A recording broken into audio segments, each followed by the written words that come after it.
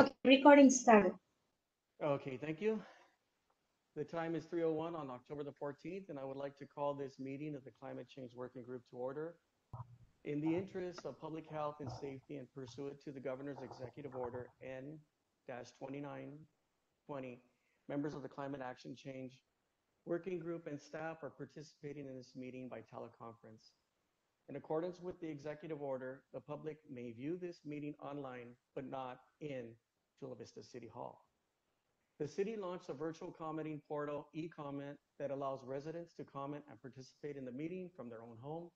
You can find the link to eComment at www.chulavista.gov/virtual-meetings.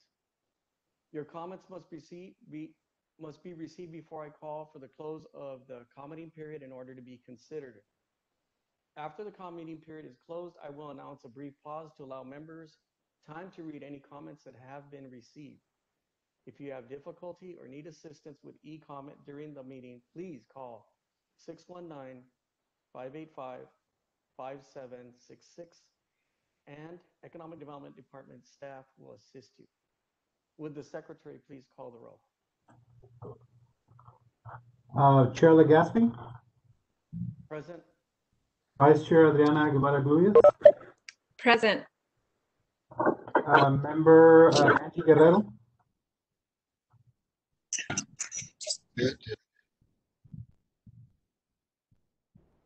Angie Guerrero not here. Okay, Member Carmen Richardson, Present. Member Caroline Schofield, Member Nick Lee, Present. Member Rich Discoli, Here. Member Eddie Price,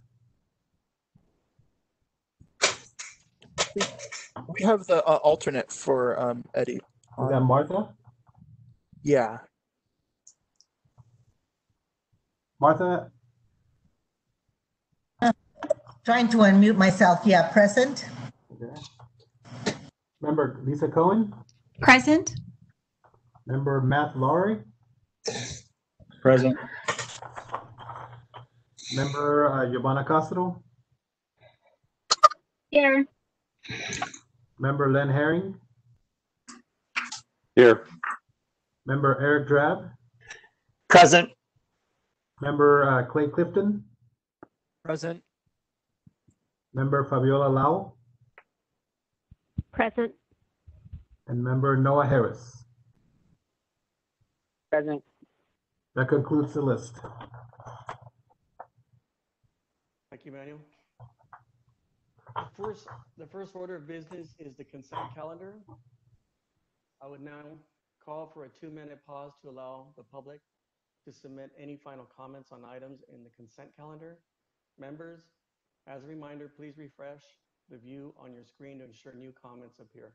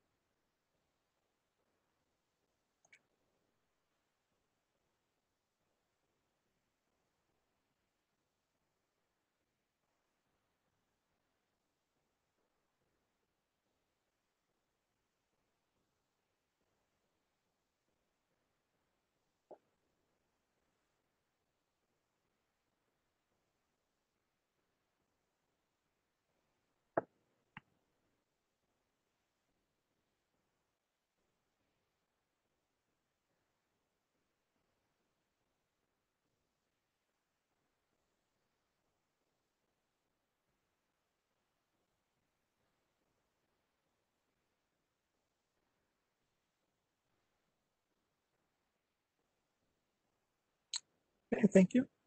Did we receive any additional comments?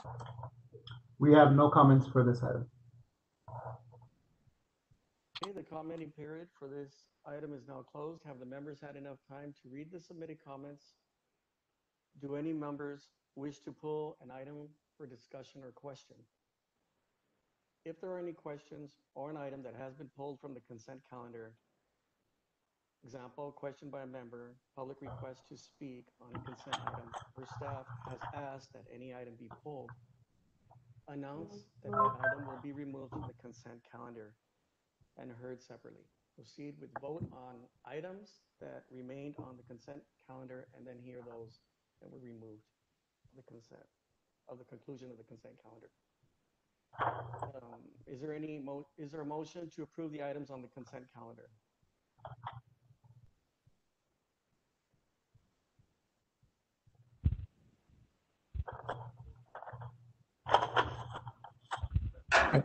I motion to approve. Is that Len Herring? That was Len Herring, I believe. Is there a second? This is Carolyn. I second the approval.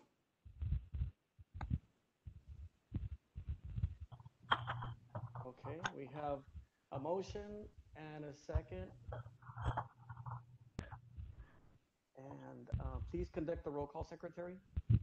Hey, Chair, this is Fabiola. I was wondering if you could speak a little louder. It's kind of hard to hear you. You sound a little distant. Thank you. I was going to suggest that as well. Yeah, same here. Can barely hear, and I have all my volume all the way up. Okay.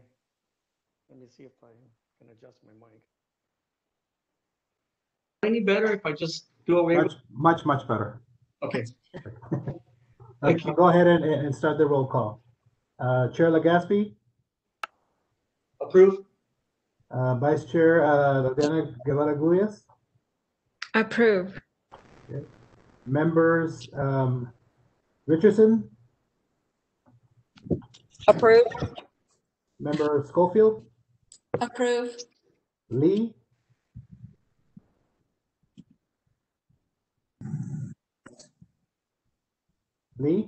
Approve. Scully,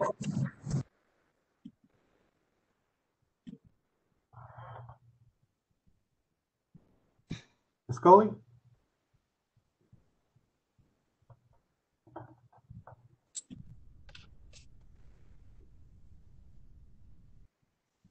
Rich, are you there? Oh, you're on mute. Do you approve the minutes? Consent agenda?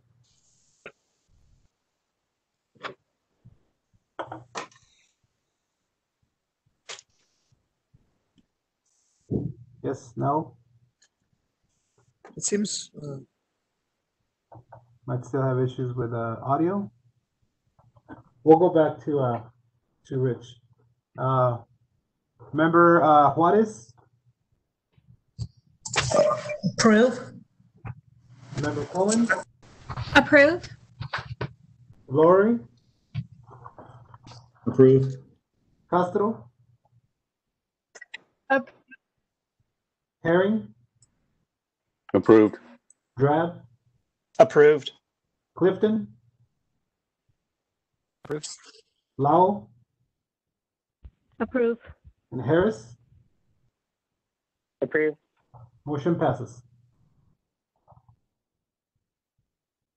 Okay, thank you all. Passed unanimously.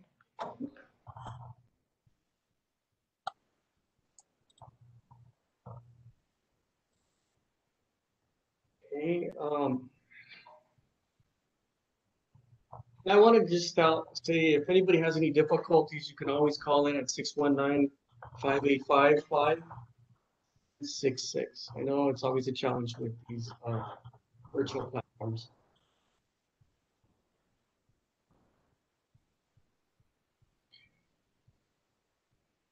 The public comment in this section.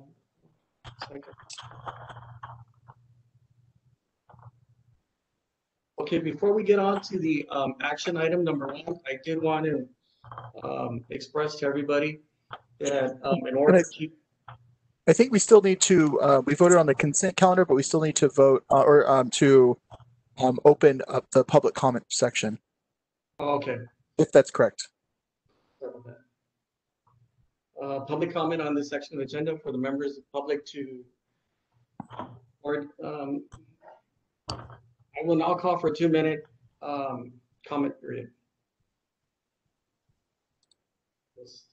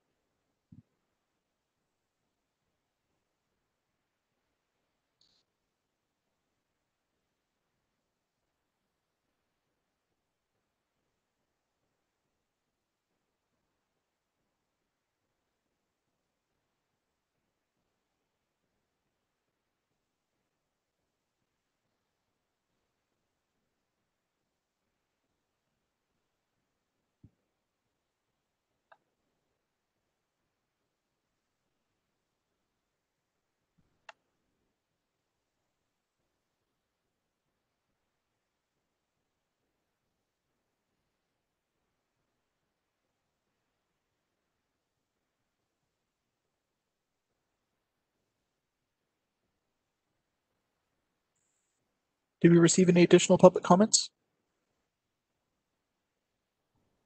We did not. Thank you. Sorry. I can take the next steps.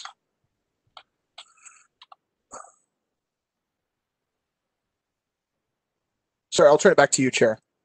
Okay, the next item on the agenda is action item 1.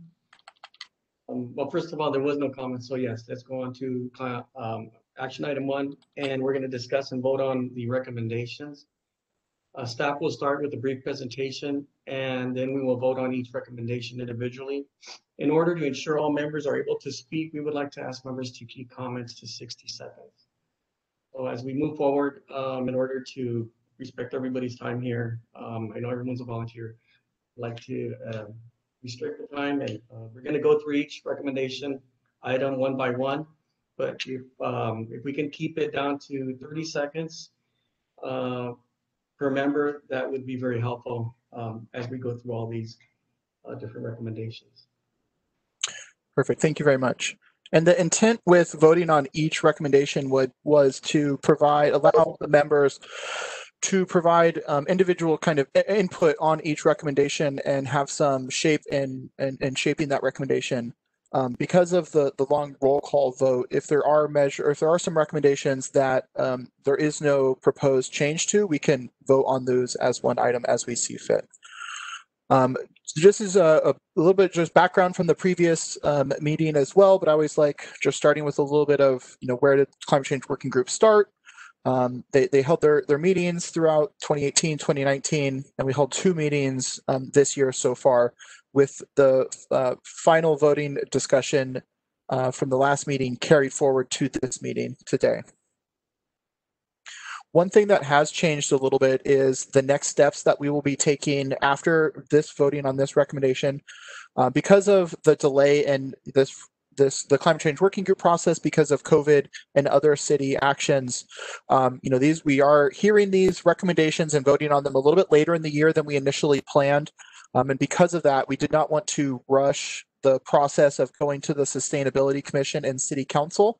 So we are now going to be looking at bringing these recommendations back to City Council, probably the Q1 of next year, maybe December, but December is also hard. Lots of other obligations on that month as well.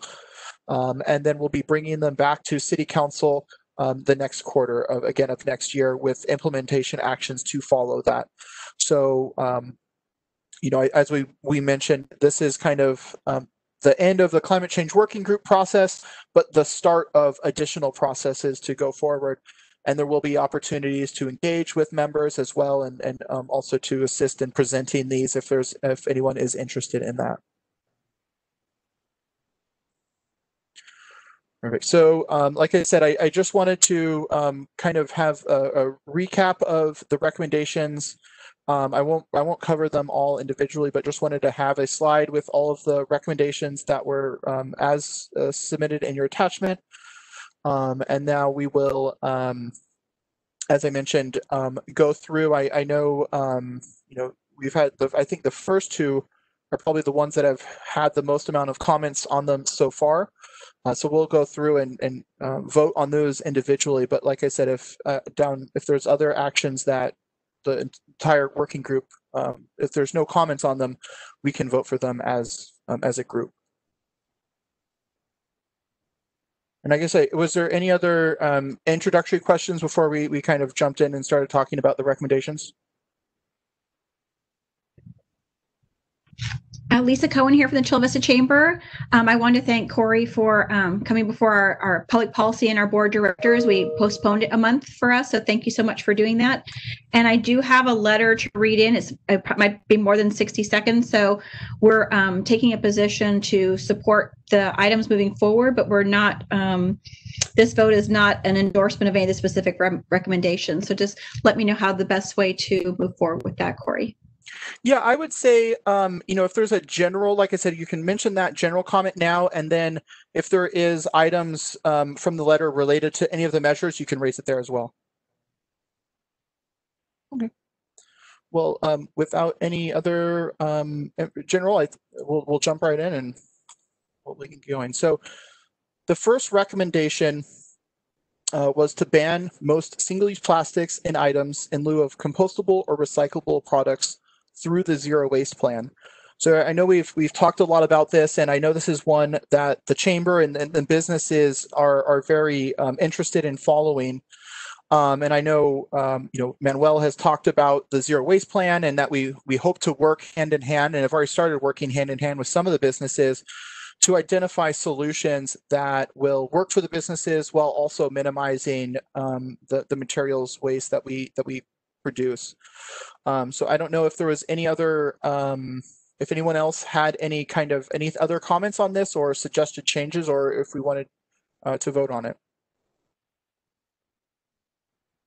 Corey, I believe there was 2 comments on recommendation number 1.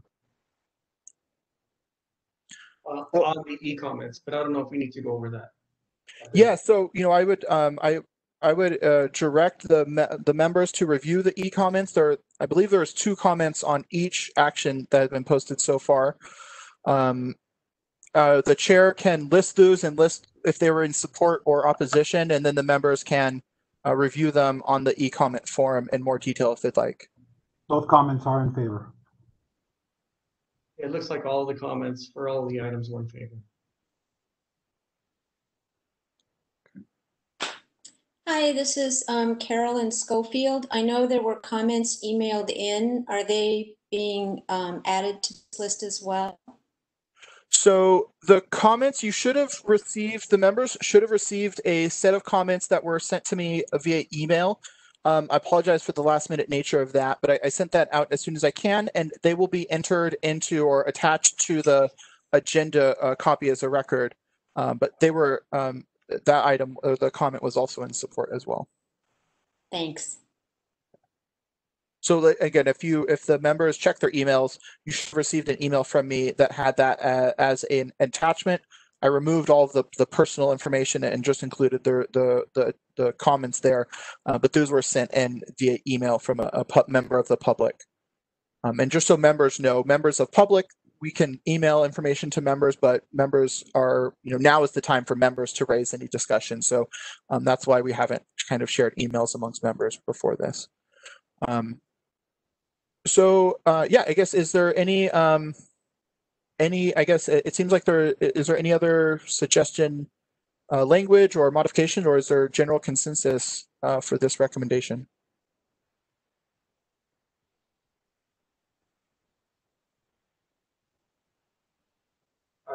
Is this going to be the last comment before we actually vote on that?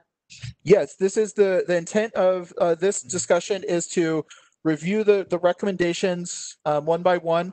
And, we can review if there, like I said, if there's no changes, we can go on to the next one. But or we can group, if there's no changes to the recommendations, we can group those recommendations together and vote on them at one time. And so maybe that will be, if there's no recommendations or if there's no modifications that any members would like to see on this item, we can make a motion to hold off voting for now until we group it with any other motions or recommendations that don't receive any changes. If that sounds good.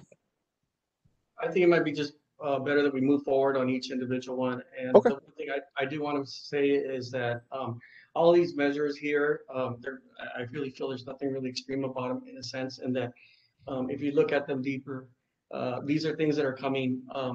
They're going to come through these requirements or these recommendations or these regulations by the state anyway.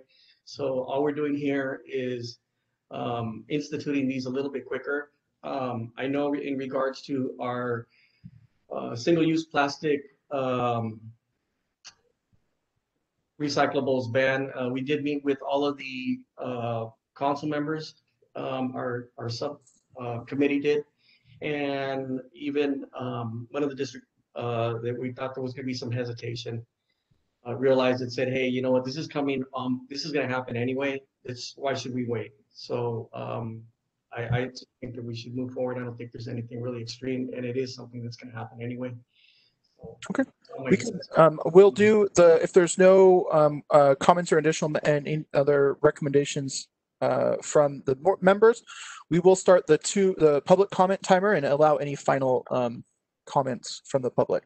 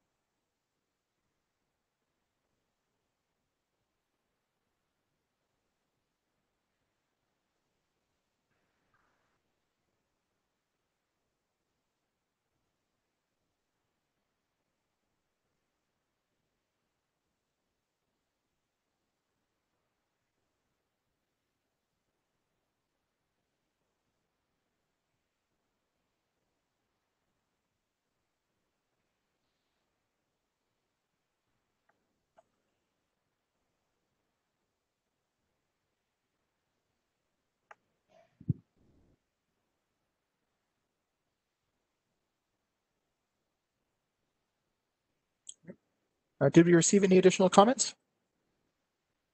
Just the two that were already there. No additional comment. Okay. So if we want, we can move forward with the roll call vote for recommendation number 1 as was listed in the attachment. Okay, Chair Legaspi, Aye. Vice Chair Dana Guevara Guyas, Aye. members Richardson, Aye. Schofield, Lee,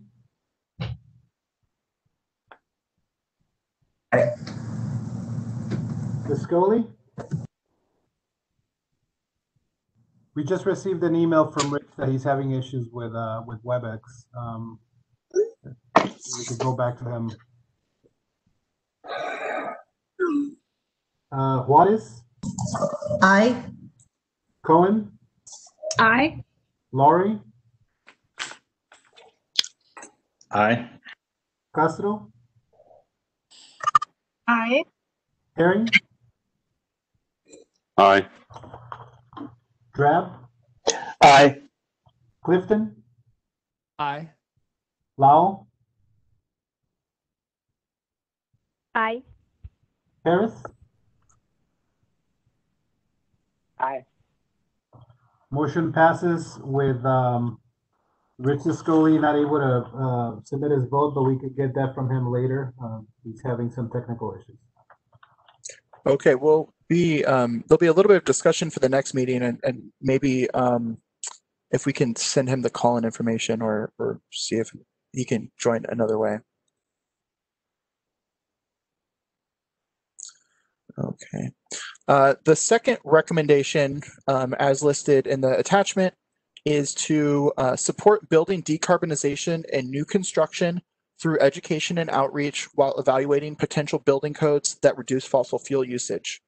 Two of the members have reached out to me with additional proposed language recommendation changes, as well as just additional concerns.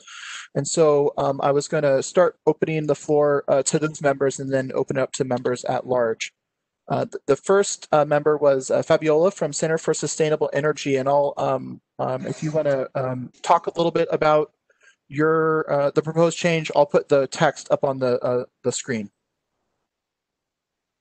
Thank you, Corey. Yes. So excellent. Thank you. So yeah, the Center for Sustainable Energy, we've been following closely what's happening in the regulatory space, both in the California Public Utilities Commission and the California Energy Commission. And just so you know, their PUC has 2 existing proceedings addressing building decarbonization, one explicitly on this topic, building decarbonization, and another one on the future of natural gas in the state. Commissioner Randolph, who's the leading commissioner on these natural gas proceedings, she has clearly stated that the state will transition away from natural gas technologies, natural gas fuel technologies. And furthermore, building codes and updates currently in the books are addressing decarbonization already happening and will continue to happen without this recommendation. That's just the law that has to happen. So that's why one of the suggested edits from the Center for Sustainable Energy is to remove the word potential, because there's no potential building codes. They're already in the books. They're already happening. And also that given that the state's going to craft future rules, regulations, and codes to transition away from natural gas use, the city needs to get ahead of those future mandates by using stronger and more direct future thinking language in its cap now, because it's always cheaper to start doing this stuff now than later trying to catch up and trying to be in compliance with what's going to be happening further down the line. So, and existing codes address energy efficiency. So in order to reach long-term greenhouse gas emission reduction goals and decarbonization goals, codes will need to look beyond efficiency improvements. So when you look at the language that says reduce fossil fuel usage, in the building decarbonization space, when you hear reduce, that basically means energy efficiency. But the existing codes already address that, so you kind of need to get a little further. So that's why I'm proposing to just kind of stress the fact that the city needs to be on a path to eliminate greenhouse gas emissions associated with building energy use. So this is just our suggested language to kind of make it more clear that there's not really potential building codes. There's options out there. They're already happening. There's a bunch of options that could be considered, and to just kind of remind the city, we just need to keep thinking that future thinking, because it's whether the city wants it or not, it's going to be a matter of time, just because of what the CPUC is doing right now, its regulatory proceedings. Perfect. Thank you very much for that. And now the second set of comments that we received were from San Diego Gas and Electric. So I don't know if Eric or Dinah is available to speak to these. Yes, here's, and again, they sent a letter that will be followed up and sent to members in the final packet, but just wanted to also allow the opportunity to speak to them here. Sure. This is Eric. Dinah might jump in if she'd like, if she's able to unmute, but I just wanted to say SDG, in partnership with the labor community, believes that a fuel neutral approach should be considered to help maintain affordability. And because all fuels must be on the table in order to meet the important aggressive climate change goals that the state has set. And just so for staff's clarification, you know, that's referring to the hydrogen or renewable natural gas or some of the other fuels? Correct. Okay. Correct. And as you can see, this community outreach, we'd like to see more community outreach to gauge the energy needs related to lifestyles and/or business operations in Chula Vista. Perfect. And yet, you know, yes, those are, I think some of this is great to see some of the changes that we've made with including the language about decarbonization and really focus on the carbon aspects of the impacts that we want to see reduced. And it's always a good reminder about outreach and community outreach. I think this will definitely be a very hot button or, you know, relatable event to a lot of people, and there'll be a lot of input that the community wants to provide, important input that the community wants to provide as we go forward with these evaluations and looking at potential codes. So it's always a really great reminder. Right. I just had just one more thing, and just also just the cost implications must be considered when it comes to losing natural gas as a reliable and cost-effective energy source available for their use. The implications for exploring future policies in this space may adversely affect communities of concern. And those impacts deserve a thoughtful consideration. So we'd like consideration to look at all energy pathways and possibilities, including renewable gas, when evaluating updates to the city climate action plan. Solutions like hydrogen, renewable gas, methane capture technology are essential. Right. And was there any specific changes to the recommendation that you wanted to see, or just more of these considerations that you want us to keep in mind? I think it's more of the considerations I think we need before going to vote. Like, I think it definitely more of these considerations need to be, I think you need to gauge what's going on in the community a bit more. Okay. Yes. And so, you know, I think, or as I mentioned, we will hope to be voting on this recommendation now.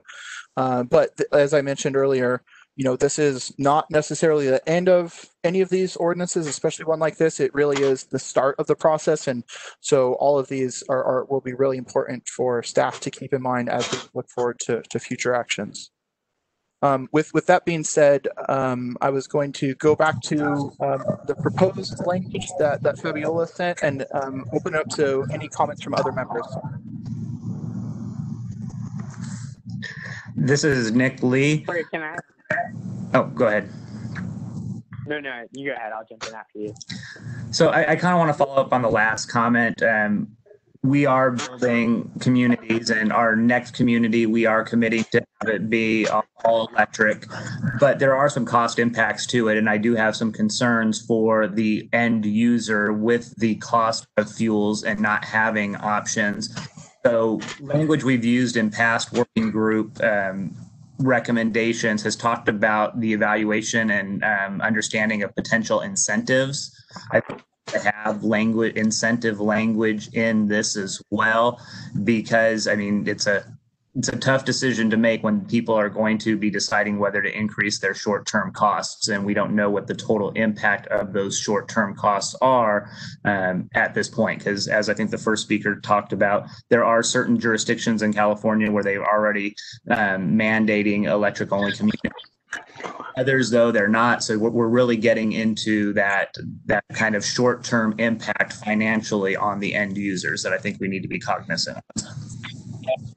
Sure. So, I think, and for climate change working group recommendations, we've had a long held practice of eliminating measures that would negatively impact the general fund, just because of our inability to guarantee that those funds will be used for that.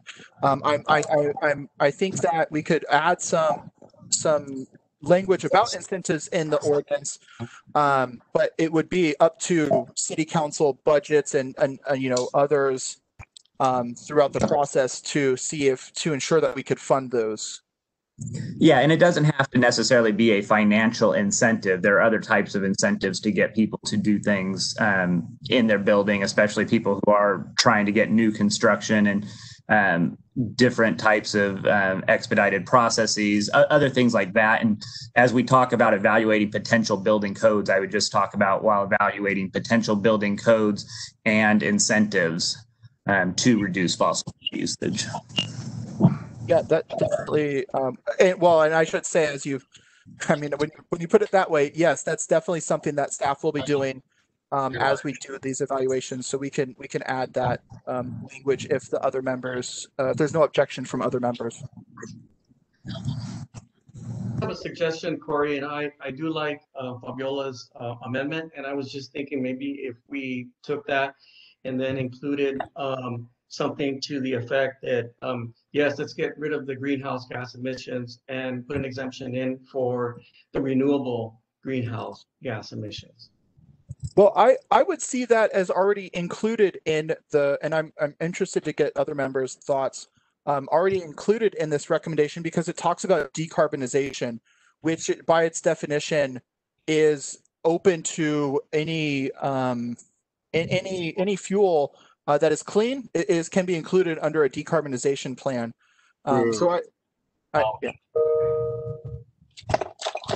Yeah, what's currently happening in the building decarbonization proceeding at the CPUC is including all type of fuel tax right now, and in all different type of sectors. So that's why when it says building codes options, there's a menu and array of things to choose from, and that's what I mentioned at the last meeting. That I think it's just, to just make sure that, our emphasis was that there's no real potential. There's just stuff that it's like, there's options already that are happening and furthermore. But yeah, you're right, Corey. By definition, that's what decarbonization means. It's just trying to reduce the carbon content of carbon emissions. And just a question, Corey. You mentioned ordinance earlier. Does that mean that these recommendations are going to be presented to the commission and eventually city council as ordinances? Or the recommendations will they'll have to develop the ordinances based on the recommendations? Yeah, the recommendations will be presented as recommendations, but some of the next steps may be ordinances, which would then be required to go back through the ordinance adoption process. Thank you for the clarification. Sorry, I think Noah was trying to say a comment. Sorry. Yeah, I just wanted to jump in. And first of all, thanks, Fabi, for this language adjustment. I'm excited to see it. I do want to just remind the group that according to Chula Vista's Climate Action Plan, natural gas is the third largest source of emissions in the city and the most up-to-date climate science, including like the landmark UN IPCC special report on global warming. It tells us that we need to transition off of fossil fuels by mid-century to stave off the worst impacts of climate change, whether that's the wildfires, worsening air quality, flooding, sea level rise, et cetera. So we are in a climate emergency, and natural gas building emissions are a huge piece to the puzzle. And so I want to be reminding reminding this group of that as we move forward. And I'm excited to see specifically the language of eliminating GHG emissions associated with building energy use, because buildings, one of the major sources of emissions in Chula Vista, so it's a central piece to tackling the climate crisis. So that's my comment. Thank you very much. Corey, Corey, this is Eric. Are you able to unmute Dinah Willier? Sorry, I guess my PowerPoint restarted. because I think she had some additional comments. I'll try to bring her in. Hold on, give me a second. Perfect. Thank you. You're welcome.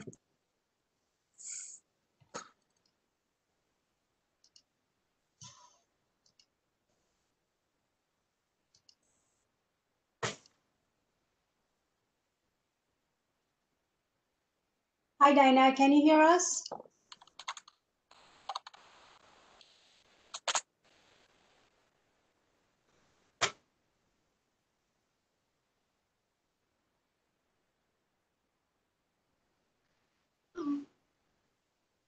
I don't see her mic. I brought her in as a panelist, but I don't see her microphone. Dinah, can you speak?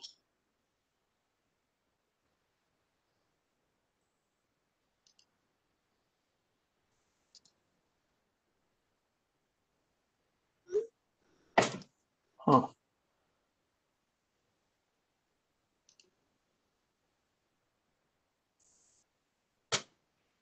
I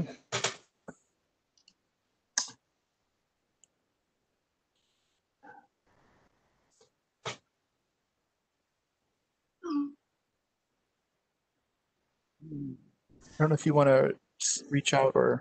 Yeah, I'm just trying right now. Okay. That she's. Well, while we're trying to see if Dinah would like to add anything else, are there any other members that would like to add a comment or suggested recommendation change? This is Carolyn Schofield. I just wanted to say that I agree with the wording, especially with the addition that Fabiola recommended. I think it's sufficient for what we're trying to do. And I just wanted to remind people that San Diego Community Power begins its rollout with cleaner energy and 100% clean energy choices, starting with municipal and businesses next year. And then late 2021, early 2022, residents will be enrolled in San Diego Community Power. Thank you. It's Lisa from the Chula Vista Chamber. A clarification, Corey, in your presentation this morning to my board, you stated that the building decarbonization is for residential. Is that because So not on here? No, that's not, and I apologize. I sometimes as staff I can get a little bit carried away with some of the implementation, and with when the language about building codes makes me think of residential applications because that's what the codes have been applied to so far. But this ordinance is a little bit more general. If there was desire to have it focus on residential buildings, we could. But as I was kind of thinking about it myself, I think there could be some really interesting opportunities, especially for renewable natural gas in the commercial and industrial sector. So I'm open to it, but I think at this high level, it might be better to keep it open so that we can evaluate and conduct maybe more potential opportunities. But that being said, looking at evaluation and putting implementation into place, the new codes that we've seen are mainly geared towards the residential sector.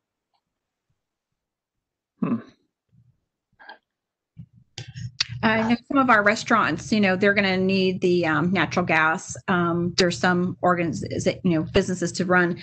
I want to, again, this looks a little intense for me, but I'll turn it back over to our developers who understand they go through the process and they're building the future businesses, commercial and residential for our community, because we represent all the businesses. And I think it's really important. Our chamber supports this moving forward, but our concern is what the costs are. We're losing so many businesses due to the pandemic right now, and we really have to be sensitive to adding more regulations and mandates. And I know we've talked about incentive programs, and not just financial incentives, but I think it's really important to look at that we're all in this together, and the city can't afford to lose any more businesses also. So, and we also need to have the residential piece put in there. So I'll turn it back over to, I think, Rich Discoli and Nick Lee. And I liked option 2 better than option 1 here. So I don't know how to handle it because you've got 2 recommendations on number 2. I don't know how. So this is the only code recommendation change that we've received is the one that's up on the screen today. SDG&E just had considerations for us to keep in mind, but no actual no recommendation change. But if you'd like to propose, we could propose including having this be focused on residential outreach and see what the other members. Well, I think because what the outreach you've been doing so far, item 2 original. So I'd like to keep that, and then we can also look at changes down the road, because this is just to bring to council to move forward. And I think it's really important as we do outreach not to change in the middle of it, because then people are going to feel that it wasn't clear transparency, because we've had over a look at this, and then I'm just seeing this recommendation today, and I haven't had a chance to bring it to my public policy and to my board directors. And I think there's other groups outreach, and that's why I liked the other option with what SDG&E was saying about bringing, doing the outreach, which is critical to this time. Each of us has our passions for our own organizations and what we represent, and it's not a one fit location for all of us, and we're willing to roll up our sleeves and make it happen. But also at the same time, we have to make sure we're not throwing the baby out with the bathwater, So we have to look at all these different items. Again, so SDG&E didn't recommend, and correct me if I'm wrong, Eric, but they didn't recommend any changes to the recommendation, just considerations for us as we put it in place. As you go forward, but also that we believe decarbonization needs to be better defined to the public, so they're aware that it includes RNG, hydrogen, methane capture. Because I'm not sure that that's really spelled out, that if it's just decarb, I think it can be liberally interpreted. So I think that there needs to be a little clarity around what decarbonization actually is in this. And Corey, it's Lisa again. I would agree with that. And you were at our meeting this morning, and that did come up for all these, it did come up with our board directors looking at all these different options that are there. But also, I would prefer to stay with the original number 2 recommendation. Sure. And so that's definitely, the measures that were presented were draft measures. And you can support or not support changes that are made to them. And I think, but we do have the ability to make those changes if a majority of the members would like to see them made. Hey, Corey, just to be clear, decarbonization, when you put in the parentheses, including renewable natural gas and hydrogen, does that mean those are also producing carbon, so those would be in part of the so what I was trying to get at, I was trying, without being too wordy, I was trying to add some of the clarity around decarbonization that Eric proposed, because when I say decarbonization, it really just means removing carbon from energy sources, regardless of what the actual energy source is. And so that could include renewable natural gas or clean hydrogen. But this is also, I think if there's members that view differently, I think this is a good time to have these conversations. But that was what that change was. So it might not be the best. Okay, Corey, I had a question. So ultimately, these recommendations will be added to the Climate Action Plan update, correct? Yes. And then, so if you want to keep these recommendations more succinct and direct, there could always be, and there should always be an update, actually background content and paragraphs associated to explaining further in depth what the recommendations are.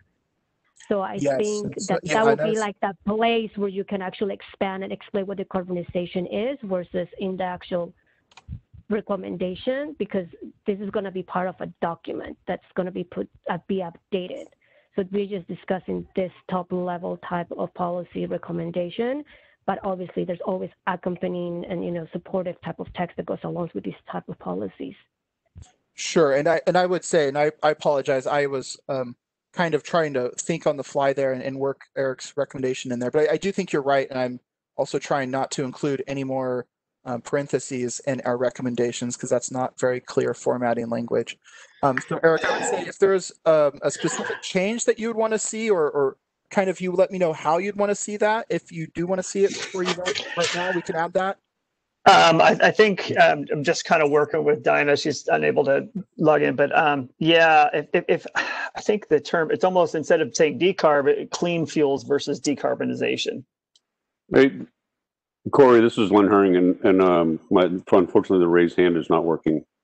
But I want to remind everybody that decarbonization is not just energy. There's a whole lot more to decarbonization that includes building materials, choices, and options. So if you're just sticking to energy, then you're missing a very large portion of what decarbonization total on the future means.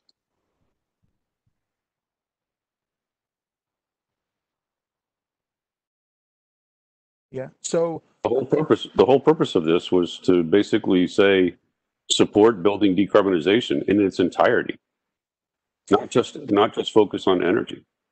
Remember that energy is just 38% of what we're talking about.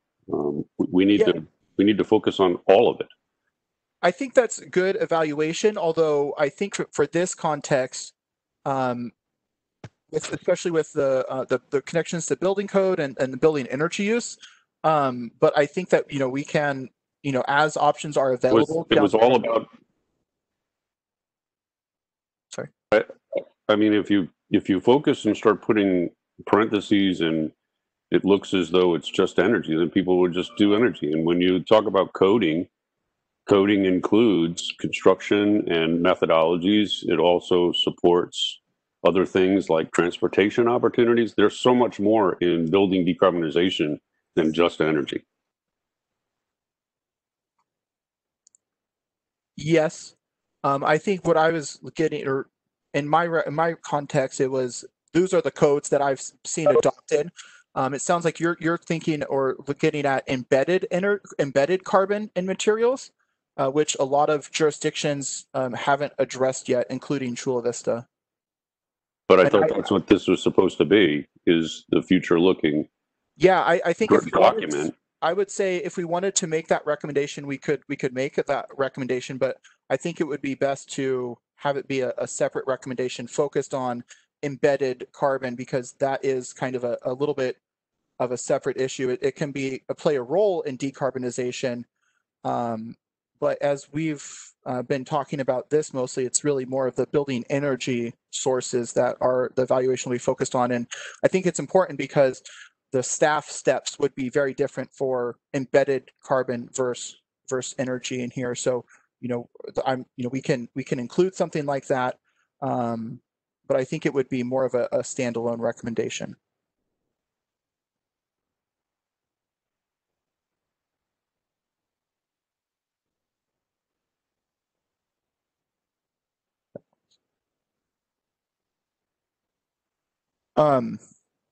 So like I said, I don't know if there are any other. Hey, baby.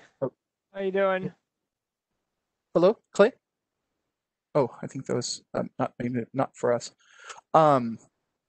If there, I think we can, like I said, we can hear, or we can we can consider adding an additional recommendation looking at embedded carbon. But I did want to ask if there was any other specific changes, or if Eric, if you had any recommended changes to get at some changes you were trying to get at. I think it's a language. I think it's a language thing, around decarb, and I think letting the public be aware of what that actually means, as far as other fuels, RNG, hydrogen, methane capture, but and I know that you were starting to put that in there, but it looks like it's been struck out again. So yeah, like I said, I'm trying to not put parentheses or something. I'm trying to keep the recommendation simple, just because I have a tendency to keep adding facts, and I always want more facts, and then it doesn't always align well with these high level recommendations. But I would say, as as staff have been talking about decarbonization, renewable natural gas, hydrogen are all things that will play a role, in so much as they're able to play a role. I think it's also important to consider, if we're looking at renewable natural gas, like when will it be available, and what will the opportunities be? So, as we, and there might be more additional information about that as we kind of conduct some of these evaluations. Yeah, I think that type of explanation, like I mentioned earlier, should go into, the definition of building decarbonization, all different options, like what does it look like in the residential sector? What does it look like in the commercial and in the industrial sectors? There's very different case uses for all of this and considerations, and I think those are more appropriate in like an accompanying type of like explanation or background type of, paragraphs along with this draft recommendation. That's usually where you see this type of background information, not to make this recommendation be like a paragraph. Yeah, but staff definitely understand that and interpret decarbonization to also include renewable natural gas or hydrogen. I have a quick question, Corey, and I think Lee Herring brought up a real good point, and I was just thinking about the construction, and as we move forward with new construction, and we've seen this already in some of the presentations,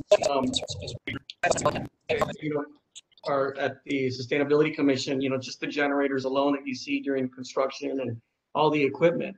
And is there regulation as far as construction sites and decarbonizing some of that equipment, or reducing the carbon footprint that's being utilized during a construction project?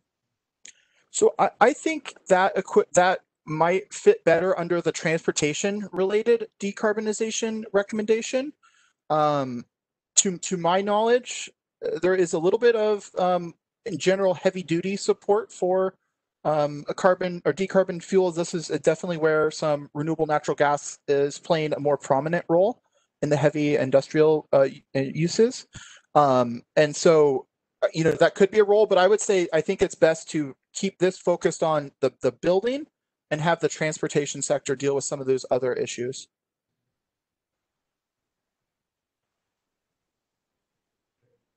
Okay. Corey, I hate to keep harping on it, but I think, Chair, I think you're spot on and right where I'm coming from. The codes are built for construction, not transportation. The aspects of fixed equipment and construction materials and constructing methodologies are in the code for building, not for transportation. So if you don't address them, then the alternatives for a lesser carbon footprint is not addressed at all in this process. Biodiesel fuel, for example, is a perfect elimination of a very large portion of what we're dealing with. And it's available today, but there's no code to force that kind of transformation to occur. And the code does exist even as we look for opportunities. If it's not there, they won't use it. Well, I believe if it's a heavy duty vehicle, I believe it would be regulated by the California Air Resources Board. But, I mean, if there is support from the members and, and kind of bringing in some other sources of decarbonization, I think we can do that. But I think that we should also just make sure or try to keep these recommendations tailored towards some of the eventual outcomes or the action products. And again, keeping it really focused on the building energy use can help with that. I think that if we wanted to address heavy vehicle decarbonization, we could do that under the decarbonization, under that recommendation, under our recommendation. But if there's other members who'd like to bring it into this one, I'm open to that. No, I agree with you, Corey, that vehicle electrification and clean transportation should be its own different recommendation, which you already have it on as recommendation 4. So we can do wordsmithing on that language.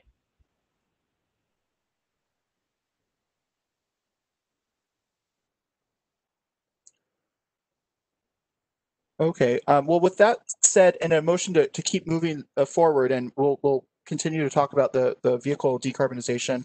It did sound like. Was there anyone else? It did. Oh, sorry. It did sound like there was a second for proposing the updated language that Fabiola presented, and it's up on the screen. And so, wanted to ask if there was a motion on that and a second. This is Carolyn Schofield, and I move that for recommendation number 2, we accept the language that has been added by Fabiola. And this is Noah. I'll second.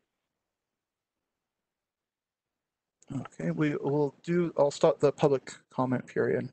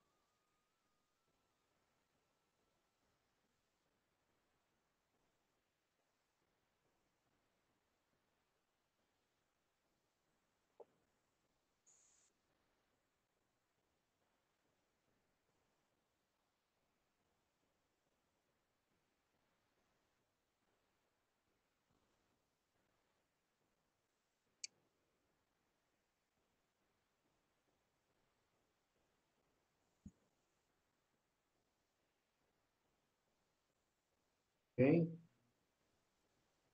Any additional public comments? There's 2 comments in support of this draft recommendation the way it existed before, but not on the new with the amendments. Okay. Those comments will be recorded. So do you want to do the roll call vote? Yes. Chair Legaspi, Aye.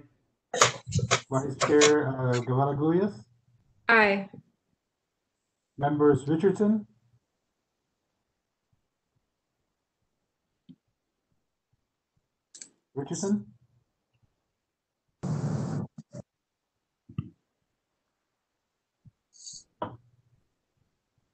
We'll move on to Member Schofield.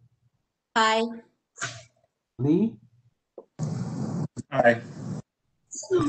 Scully. We lost Rich. He bowed out. Okay. Juarez. Aye. Cohen. I apologize. Clarification. Is this on the original number 2 or is this for the As amended. verbiage? It's the That you see on screen. I would like to go with the original number 2. That's what was presented to us. So you vote no on this? I vote yes on the original. We're voting on the draft recommendation with those amendments. That would be a no then. Okay. Larry. Aye. Castro. Aye. Herring. I'm going to vote no because I'm not sure that the other issues that I brought up are going to be addressed in the other. Okay. Drab, No. Clifton, Aye. Lau, Aye. and Harris. Aye. So motion passes. We have 1, 2, 3, 4, 5, 6, 7, 8, 9, 10 in favor. 3 against, and we have 1 no vote, and we still are waiting for Carmen Richardson. Are you able to walk back in?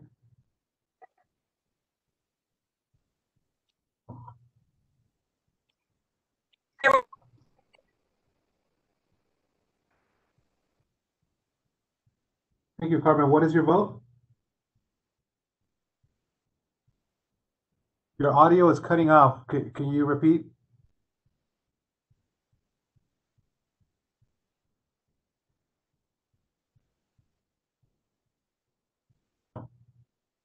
One more chance, Carmen.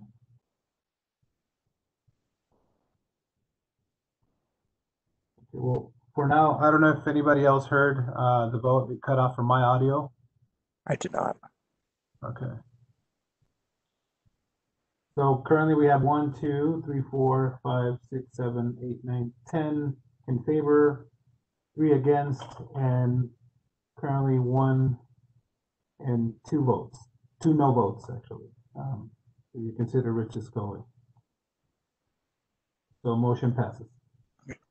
Perfect. Well, thank you all very much, and thank you to the members that supported and didn't support. In a lot of ways, both votes are very important for helping draft the recommendations and considerations as we move this recommendation forward. So thank you all very much for this really great conversation and feedback. We'll move on to recommendation number 3. Perfect. This one came from the Growth Management Oversight Commission about requiring solar on new commercial properties, but there wasn't really the support for the requirement.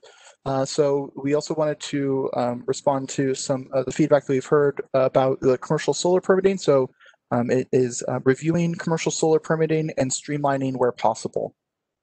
If any of I haven't received, I believe we've received 2 public comments on this in favor to date, or to up until the meeting started, and I haven't received any member comments on this. If there is any members, please let me know. This is Len. I don't remember us saying that we were only going to address commercial solar. I thought we were in an agreement that the installation or installation ready was the right thing to do going forward. Potential. So for residential, there is a requirement for solar to be included on solar, because this initially came from the commercial focused solar requirement. That's where the commercial focus came from. But we could easily remove this and just have it be review solar permitting if that would be more appropriate for you. Well, I thought that when we had this together that the process was that the code would be adopted so that all buildings going forward were installed with materials and the installation ready components. Permit. No, I don't. For the commercial or residential side? Well, both. Currently, there is a requirement on the residential side. In the climate action plan, there is a mention of requiring something similar on a commercial side. But based on previous feedback and the surveys that we did, that one got low scoring, and so it changed into, or it became this more supportive voluntary structure of looking at the permitting process to streamline it where possible.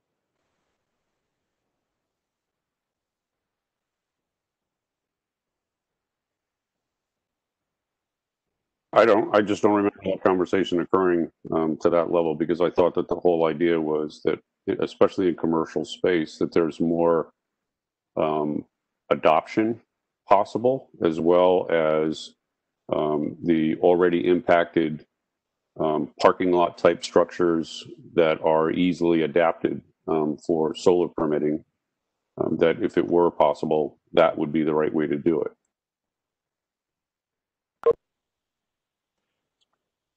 So I guess you would prefer to go back to the previous language of supporting the solar permitting, or sorry, solar PV requirement?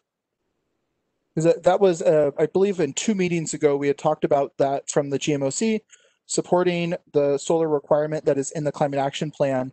But based on feedback that we received from, and like I said, in the survey and from stakeholders, that didn't feel that doing that enforcing the requirement now was appropriate. This was the action that would help achieve a similar goal while not being as impactful on the businesses.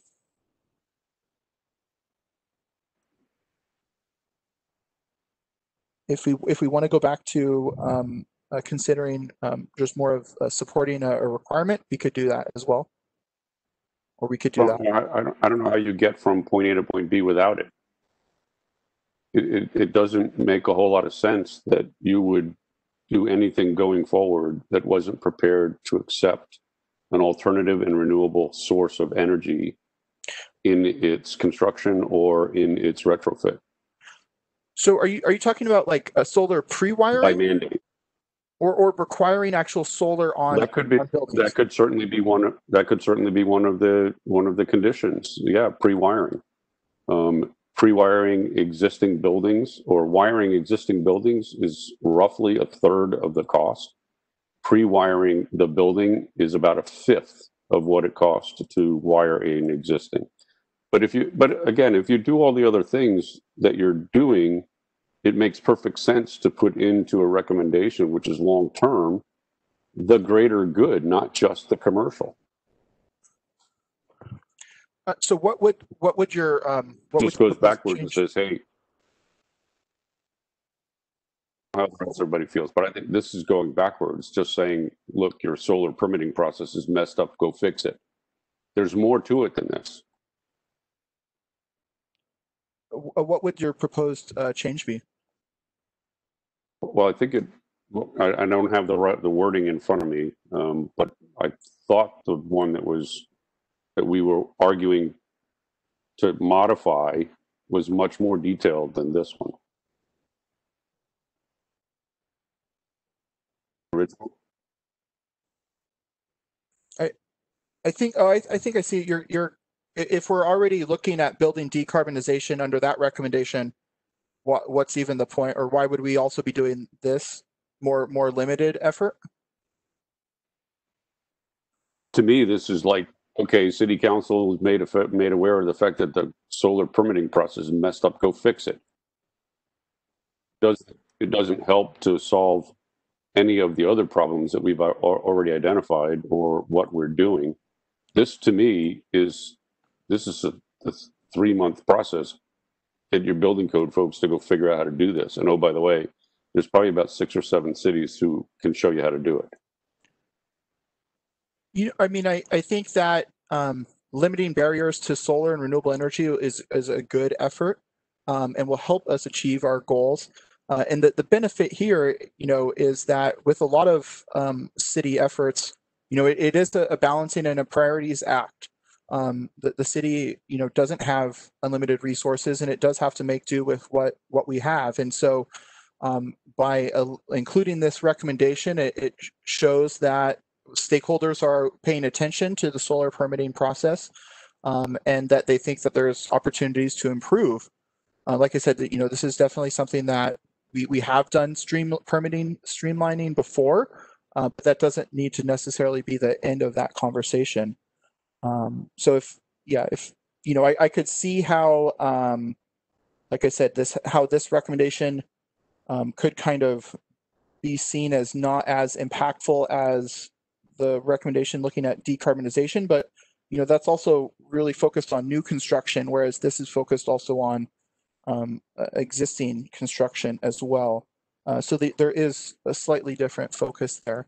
But, you know, like I said, staff is open to if there's changes or if maybe if this one is one that the members don't think needs to be included, we can exclude it.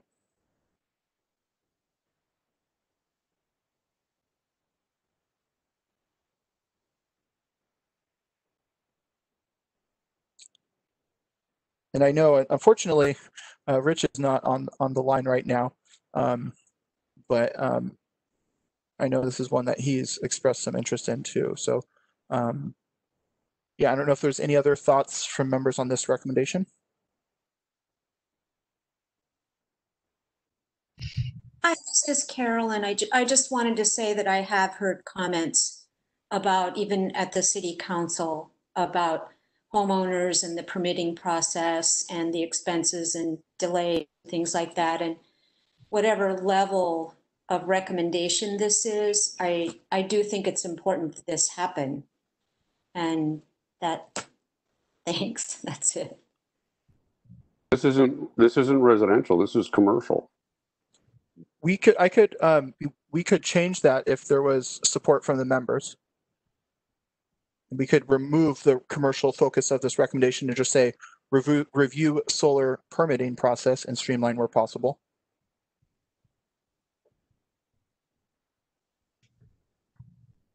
I think that gets closer to the decarbonization across the board than just focusing on commercial. This is Martha from Great Alternatives. Yeah, as long as that doesn't take out the commercial aspect of it, and we make sure that it's still included. Commercial is kind of my space, and we do have a lot of issues just with the permitting process not being as quick as we would want to. Yeah, and so I would say I kind of made that proposed change on the text, but I would say yes, it does not. We still will be looking at commercial, but there's no harm in expanding and also looking at the residential as well. And then just to make sure, this is just beyond what we're experiencing with COVID, right? This is like a more stable process going forward, right? For the permitting? Yeah. This is more so, there might be some unique considerations with COVID, and we'll look at that, but it's more so under, normal operations, what's our turnaround time, or what type of resources do members find in other communities that we might not be providing, and we can work to add those as possible. Thanks, Corey. Well, I think what happened here is that there was a stakeholder that brought this to our attention and that had a property and could have put double the amount of solar panels, but because of a little crazy ruling or one of the code's requirements, wasn't able to. And that's kind of, I think, how this originally started, or how it amended or changed into where it's at right now. And so the idea is that we can get more solar up if some of this is streamlined or looked at. And you're right, Ed, that was an issue of whether or not the panel could be within a certain number of feet from the perimeter, from the line of the property. And they were denied the opportunity to be able to put another row in there. So I remember that conversation. That's how work started out. But maybe the better thing to do is just to say streamline the solar permitting process and where possible. There's nothing to, reviewing it is fine. What we really want to do is we want the process, the solar permitting process, to be streamlined, period. It's too hard, it's too complicated, and it takes far too long in the city of Chula Vista to get solar done.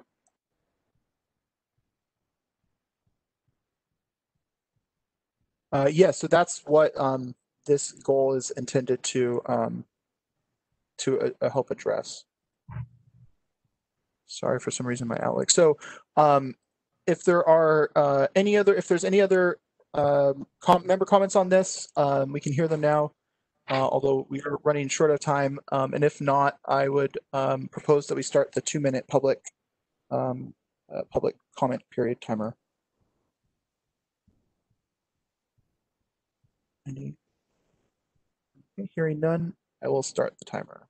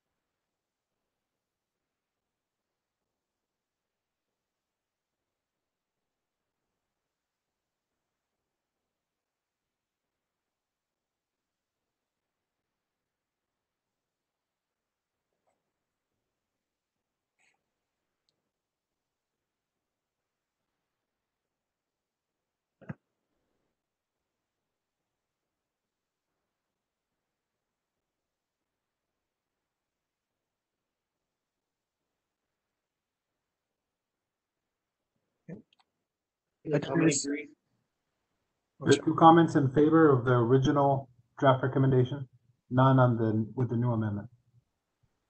Okay. Do we want to do the roll call? Chair Legaspi? Aye. Vice Chair Guevara Guya sent me an email. She had to step out, but she is voting yes on this recommendation. Member Richardson? Real quick, just making sure there was a motion for this. I may have missed it. That's right. Thank you. We have a motion. I got ahead of myself. Anybody, members? I can motion to approve it. Matt Lowry. Do we have a second? Carolyn Schofield, I'll second. Yeah. So we'll go and do this again. Chair Legaspi? Aye. Guevara Guya votes yes. Member Richardson? Schofield? Aye. Lee? No. Was that Lee? Yes. Richard Scully can join us. Juarez? Aye. Cohen? Yes. Laurie? Yes. Castro? Aye. Herring? Herring? Ben, can you hear us?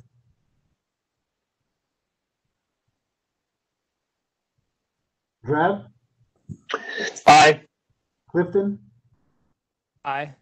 Lau? Aye. Harris? Yes. Motion passes with 1, 2, 3 no votes. 2 no votes, sorry. Okay. Perfect. Well, thank you. Just doing a quick time check here. It's about 4:30, so we have half an hour to get through the remaining three recommendations. So I'll be trying to keep us a little bit shorter here. The fourth recommendation, which initially was a part of previous second recommendation, talks about supporting vehicle decarbonization through education and outreach while evaluating potential building codes that reduce fossil fuel usage. So far, we haven't received any suggested edits from members on this one, and I'll open it up to members if they would like to propose any.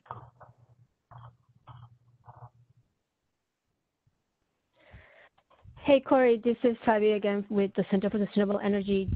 So just to clarify, was the intent of this recommendation to focus on the light duty sector or also medium duty and heavy duty sector? Because usually they have very different regulations and tracks that address some very different issues. So I was trying to get an understanding of what the intent of this one was. I think for this one, it's really, again, because it came from the previous one, we're looking at building codes.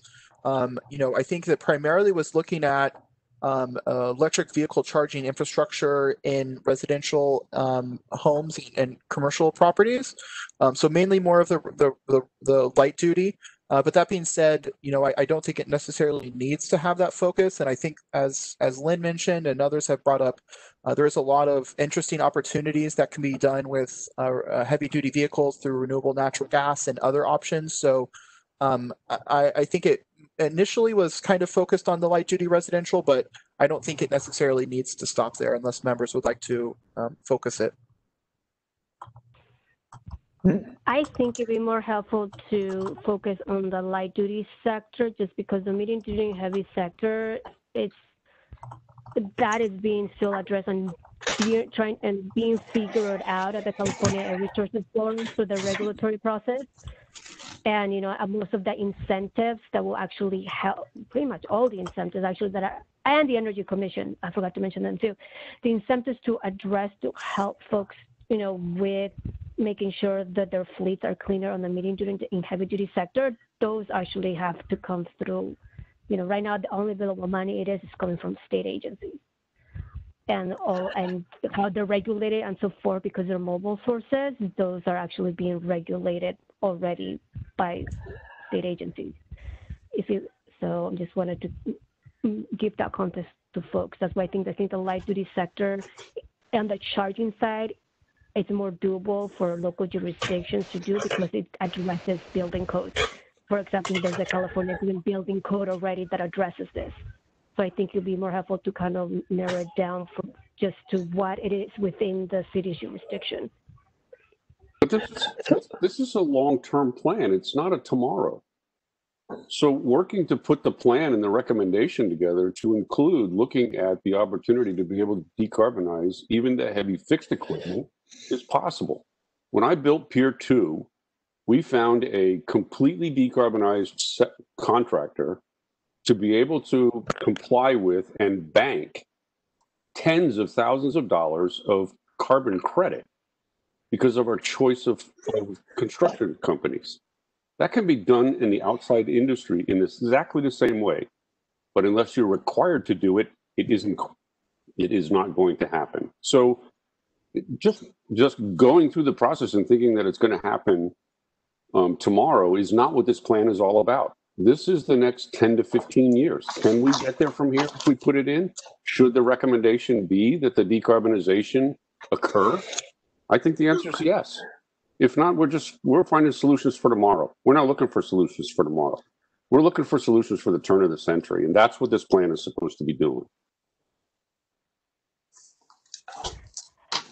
Hey, Corey, I have some suggested language that is more focused on the light duty sector. Could I propose it right now out loud? Well, and maybe you can type it in. Well, let me, it sounds like Lynn's doesn't favor kind of having that focus. I'd be interested if there was other members that had a thought on that before we started evaluating the language.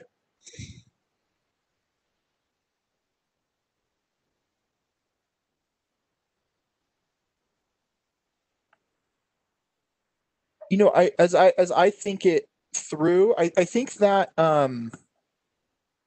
it might make more sense to keep it a little bit more broad at this stage and focus more of the implementation actions on the residential sector, and that might be something that similar to like the definition of decarbonization that can kind of as we flesh out these recommendations a little bit more might be better suited for there, so that we're not kind of so that we have more options down the road, if that sounds okay.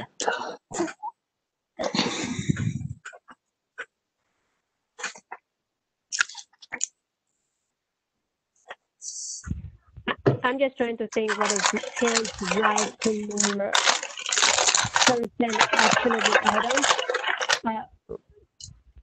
Can somebody? I don't know who that is. That was like background noise. I was saying that I think it's just more helpful for the city to get a little more guidance on what gets more action within its jurisdiction, because I mean, we've been working also on the medium duty and heavy duty side, and from a building perspective, what that usually falls more into the jurisdiction is like we're thinking the ports.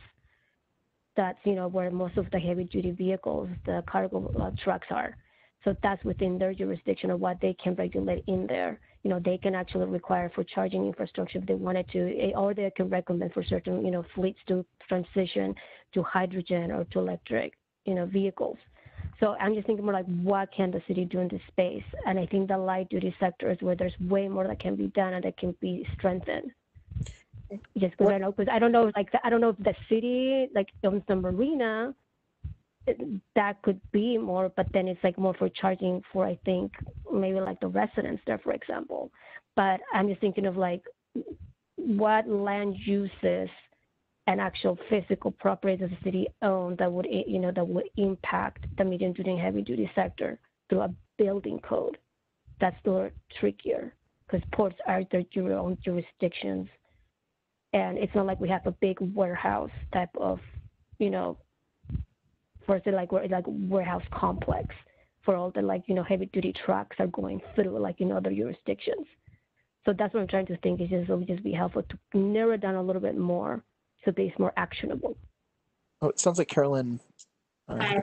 Yeah, Carolyn Schofield. I just wanted to say that I think it's better to keep it in the general case because I think that it gives us more options and that it's really important and we can define it later more in what specific ways we want. But for this particular recommendation and this vote, I think we should keep it in the general case. So thank you. I agree, and thank you, Carolyn. But I don't mean to harp on these, but long-term planning requires some open architecture, and I would tell you, and I understand what you're saying on the heavy traffic, but every single backhoe that's operating for an 8-hour period puts the same carbon emission as a 2-hour traffic jam here in San Diego. And how many of them are operating every single day throughout the city of Chula Vista? A bulldozer, any one of those construction pieces of equipment in which the city owns or which contractors are utilizing. Those are the type of decarbonization processes that have to be included in part of this effort. And it's done through code. And cities do have the ability to implement codes that can reduce and decarbonize. Well, the codes that those are the issues you bring about. That's fleets, kind of in the purview of fleets. That's very different than building codes. So electrifying of city fleets for the equipment, that's different than building codes. Build it into the recommendation.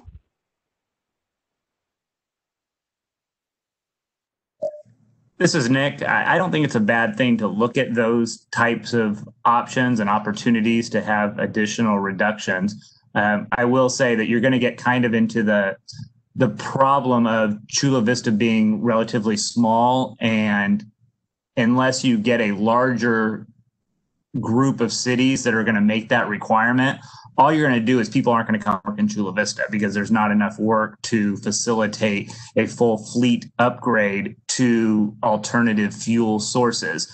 But I don't think it hurts to push in that direction. And since this is talking about evaluating and education and outreach, perhaps part of that step is to work with other cities to get people thinking in that direction where you did have the critical mass to make it implementable. I would probably strike the word building codes and just be more general to codes, just so the intent is realized that this isn't just focused on one sector of the city. Is there any objections to that, just removing the building? Is that Nick proposing a motion to amend the language? Well, it was more so me informally asking if there was if there was a general consensus on that change. But I think if we did a motion, we'd have to do the roll call vote, which I'd like to save until the end.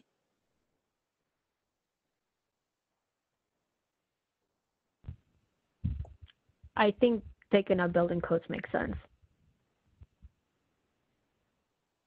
You said you think taking it or removing it is okay? Yeah, what he said, that makes sense Okay. to keep it broader because there's different venues. It's not just about building. Yeah.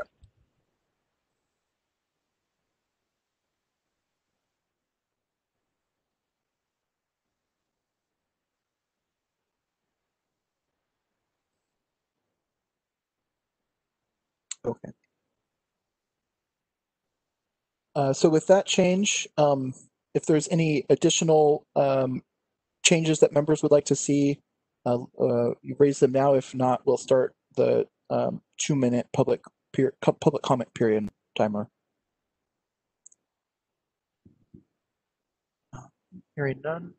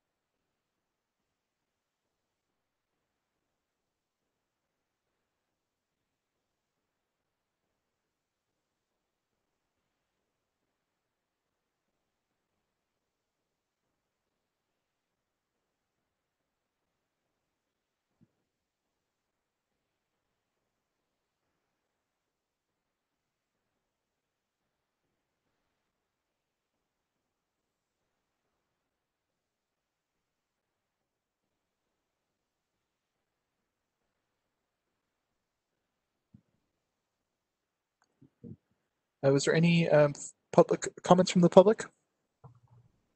2 comments in favor of the original draft recommendation, none with the amendment. Okay. Do we have a motion?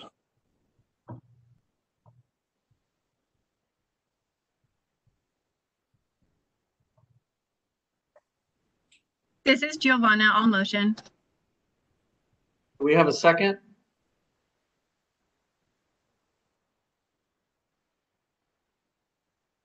This Glenn is Herring, I'll second. Okay, go ahead. You know, The roll call. Chair Legaspi, Aye. Vice Chair Guevara Guyas voted yes. Members Richardson, Schofield, Aye. Lee, Aye. Piscoli,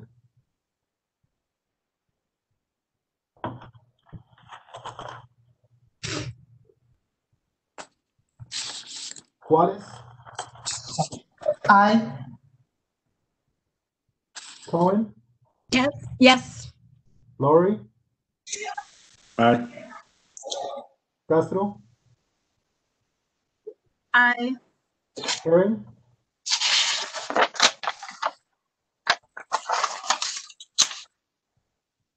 Herring, Aye. Drab, Aye. Clifton, Aye. Lau, Aye. Harris. Aye. Motion passes. Thank you all. So for the fifth recommendation, we have increase protected bike lanes or highest level of protection possible in location where traffic collisions have occurred with bicyclists while supporting other active transportation infrastructure. And I added that with where traffic collisions have occurred with bicyclists, because as I've been talking about it with other community members, they weren't sure if that was just where traffic collisions have occurred in general, or if it's really focused on bicycle traffic collisions. And from our conversation, I thought it was focused on the bicycle traffic collision. So I was going to add that to the text. If anyone has objections, please let me know. And with that, I'll open it up and see if there's any other comments or questions on this item.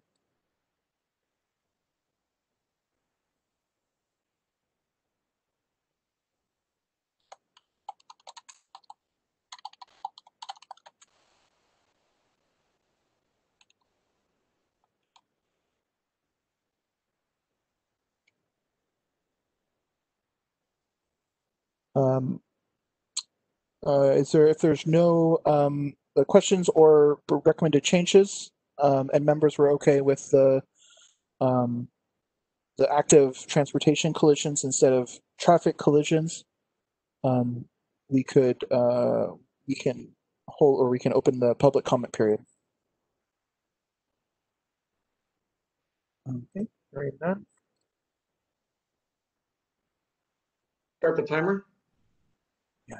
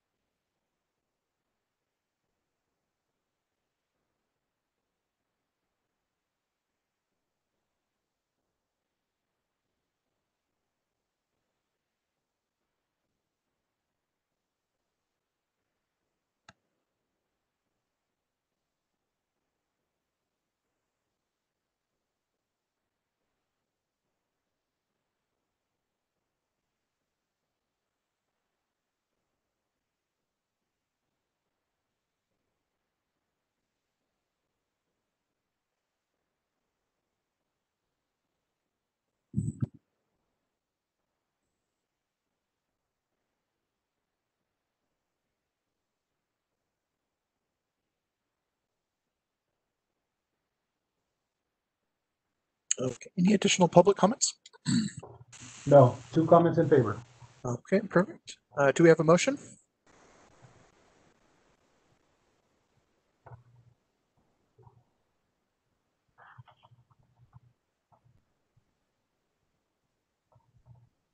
Hey, this is Noah. I'll motion. You have a second? Who was the motion from? Noah? That was from Noah? And then second by Gatsby. Okay. Roll call. Chair Legaspi. Aye. Vice Chair voted yes via email. Member Schofield. Aye. Lee. Aye. Juarez. Aye. Cohen. Aye. Lori. Castro. Aye. Herring. Aye. Drab. Aye. Clifton. Aye. Lau. Aye. Harris. Aye. Motion passes.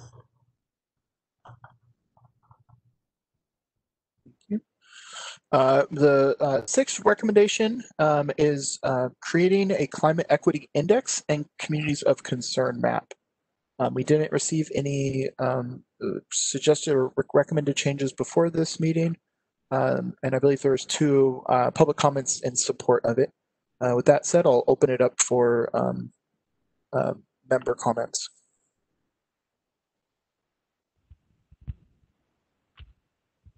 I think this draft recommendation is just formalizing what's already happening that the city is doing already. So I think it's great that it's being reflected in this way. Thank you. Okay, if there's no other recommended changes or edits, I'll start the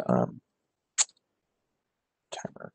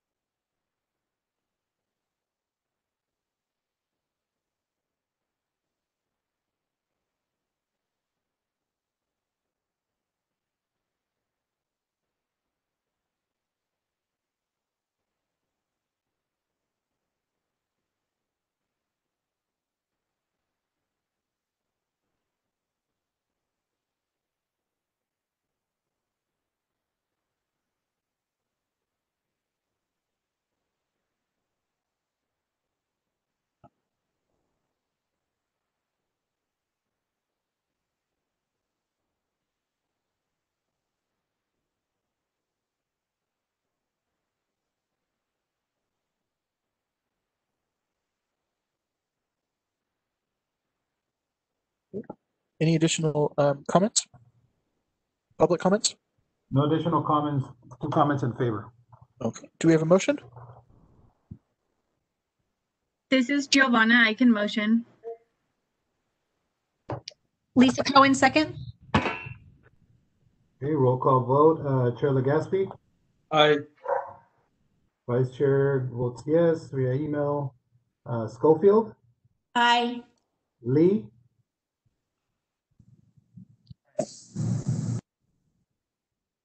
Juarez, Aye. Cohen, Aye. Lori, Aye. Castro, Aye. Herring, Aye. Drab, Aye. Clifton, Abstain. Lau, Aye. Harris. Yes.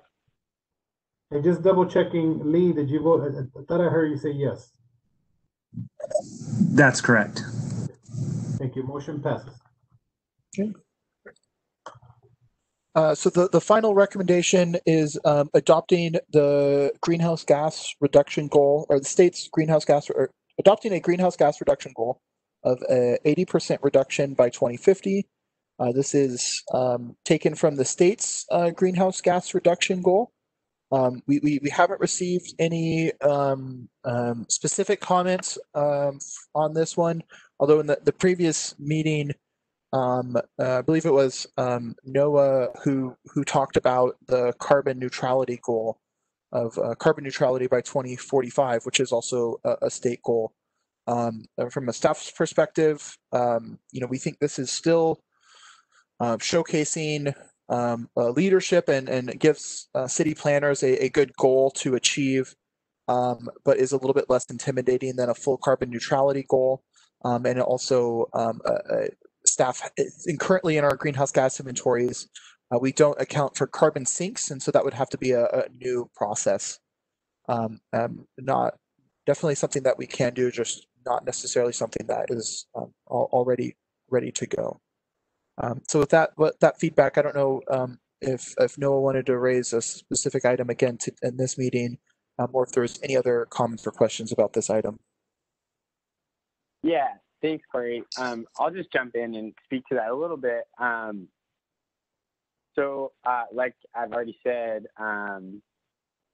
all of the most recent up-to-date climate science shows that we have to plan for a full transition away from fossil fuels to stave off the worst impacts of climate change. And that's a big task, and that's why we recommend starting that roadmap early, establishing that roadmap early. And like you mentioned, the state already has Executive Order B5518, which is set to achieve carbon neutrality by 2045. And so I want to push for local policies that are aligned with that state target and that are aligned with the most up-to-date climate science. There are net zero emission by 2050 climate action plans throughout the state. And we know that the state is headed in that direction, and many jurisdictions are headed in that direction. Generally speaking, I want to urge for that bold target, which would be a demonstration of climate leadership in the way that Chula Vista has done so in the past.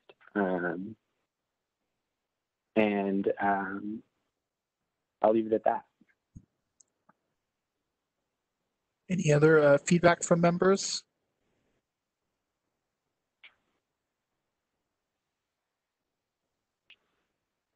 I agree with Noah that I think that we can't wait until 2050 to try to get these emission reductions. I think we need to go on a more aggressive and accelerated timeline. We are en route to doing that. So I think 2045 as a timeline, it's probably something that we should, aim for. And how we actually want to go about that, I don't know that, that's, I'm open for suggestions on that, how actually to word that language, but I think just making it sooner than 2050. And so I guess the language as it seems to me would be adopt updated language based on Noah's recommendation would be adopt greenhouse gas reduction goal of carbon neutrality by 2045. If that aligned with what you were thinking, Noah. Yeah. Okay. Is there any other members who want to comment on this? This is Carolyn, and I would support that goal also, especially because it's in line with the state of California's goal now. So I think it's important.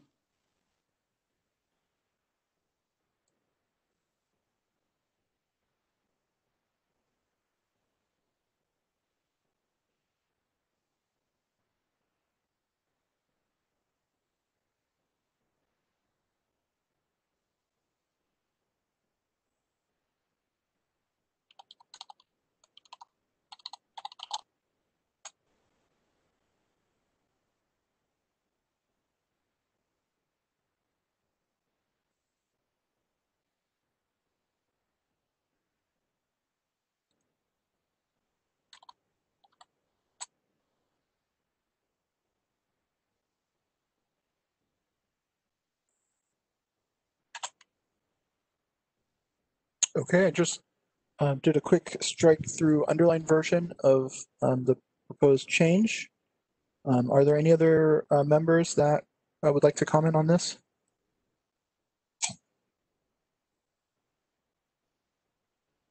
Okay. Hearing none, I will start the timer.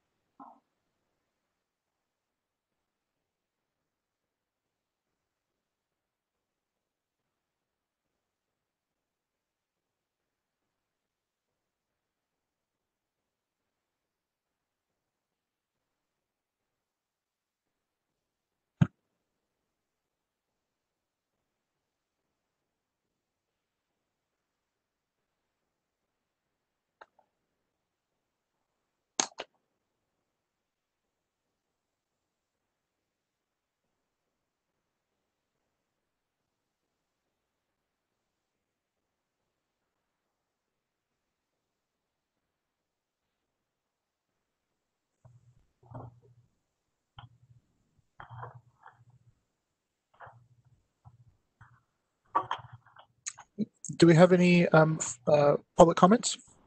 We have 2 comments in favor of the original recommendation, none with amendment. Is there a motion?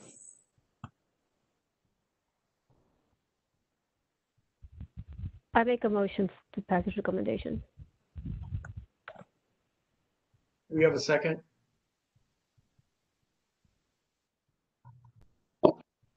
Second. Okay, roll call vote. Chair Legaspi? Aye. Vice Chair votes yes via email. Carolyn Schofield? Aye. Lee? Aye. Juarez? Aye. Cohen? Aye. Lori? Aye. Castro? Aye. Herring? Aye. Drab? Aye. Clifton? Abstain. Lau? Aye. Harris? Aye. Motion passes. Perfect. Well, that's the final recommendation. So thank you all as we're getting up to the 5 minute or 5 hour, sorry, 5 o'clock time. As I mentioned earlier, these will be presented to the Sustainability Commission probably Q1 of next year, then brought to City Council. As we draft some of the documents and the attachments, we'll definitely be sharing those with the Climate Change Working Group. But we do not anticipate holding another Climate Change Working Group meeting. If any of the members would like to participate in any of these presentation or bringing these forward items, recommendations forward to the Sustainability Commission or City Council, we're always happy to have membership participate in that. Just let staff know, and we'll work to, like I said, we'll keep all the members updated in general, but we'll definitely kind of, if any members are interested, we can conduct additional outreach as it gets closer to those dates. But with that being said, as I mentioned, thank you all very much. I think there's been a lot of hard work that has gone into this process, and I think these recommendations help move the city forward, addressing climate change, while also, protecting disadvantaged community members or businesses or other community members, and making sure that the recommendations will help improve sustainability while protecting our economy, which is so important right now. So with that, I believe there's. Corey, you skipped over chair comments and Yeah, no, I was just going to turn it over to the chair comments. Okay, well, I want to thank everybody on behalf of this Climate Working Group of 2019-2020. This kind of comes to an end for all of us, at least this phase. And if there is a desire for any other interest to have this, we can look at that for the coming year, especially if there's any certain specific objectives. But I'd like to thank the staff. And I'd like to also thank those people that made the comments throughout the last virtual meetings and at our actual meetings when we did meet.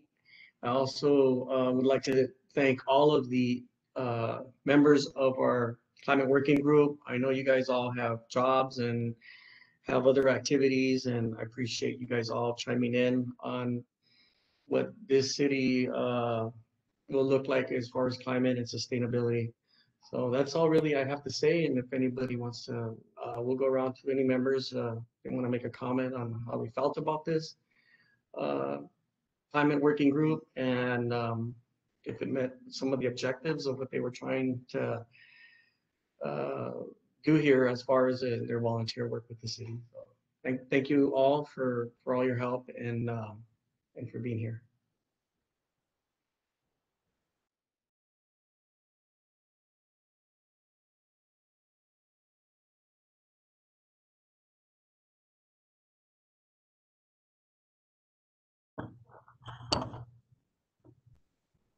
Corey, sounds like there's no comments from members. You may proceed.